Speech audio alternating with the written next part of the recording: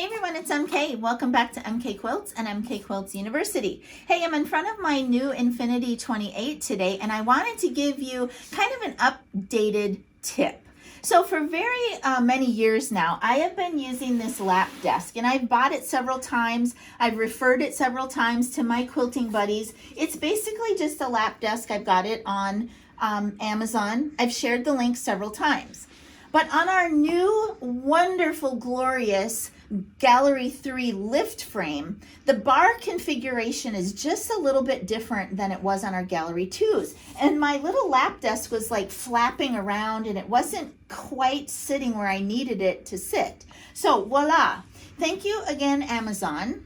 So I just went on and I searched for, the first thing that I searched for was pool noodles. I thought if I could just get something that was small enough to fit in there, but the pool noodles were too big. So this is like it's a bumper pad thing that I found. It's just the right size. And I was able to just pin it into this part on the bottom. So I'm going to go back and update my recent videos where I had the link to this. I will add the link to the little insert there, and it makes it perfect.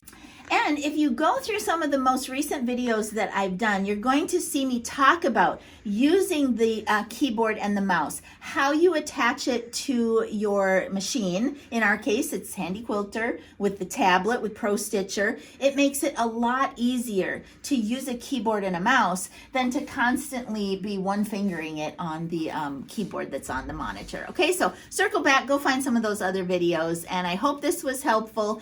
I'm not getting any kickbacks from this thing, but I've definitely sold a lot of them for whoever makes that baby. All right, that's it for today. Thanks for joining me here in the Long Arm Studio. Until next time, from MK Quilts to you, happy quilting, everybody. Bye-bye.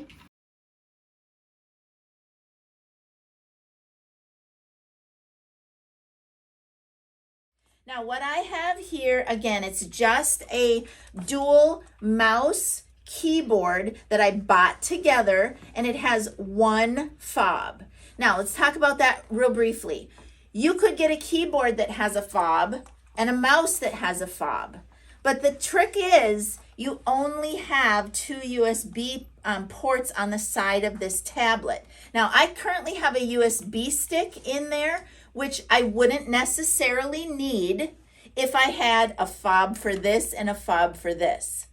I'm lucky I have one fob that controls them both. Okay, so I'm just gonna go ahead and put that right in my tablet. Now you can use the old style cabled keyboards for this. Yeah, that gets a little tricky because then you got cables running everywhere. Okay, now in the past, it has found the drivers for these automatically. I'm gonna make sure that I'm turned on, and the keyboard and mouse are actively working. I'm just going to mention here, everybody, that I have used this style of a multi-port USB hub in my machines for many years. So let's say you have a keyboard with a fob, a mouse with a fob. You want to insert a USB stick to transfer a design to your tablet. Well, you're out of ports if you only have two on your actual tablet. So you can insert a device like this into your tablet. You're just going to have one with a long enough cord on it and a way to attach this somehow to either the side or the top of your machine. I've seen people use command hooks, double-sided tape, some sort of Velcro that's attached to the machine to hold the actual multi-port hub unit, and then the cord and the single USB hub can just get plugged into your tablet.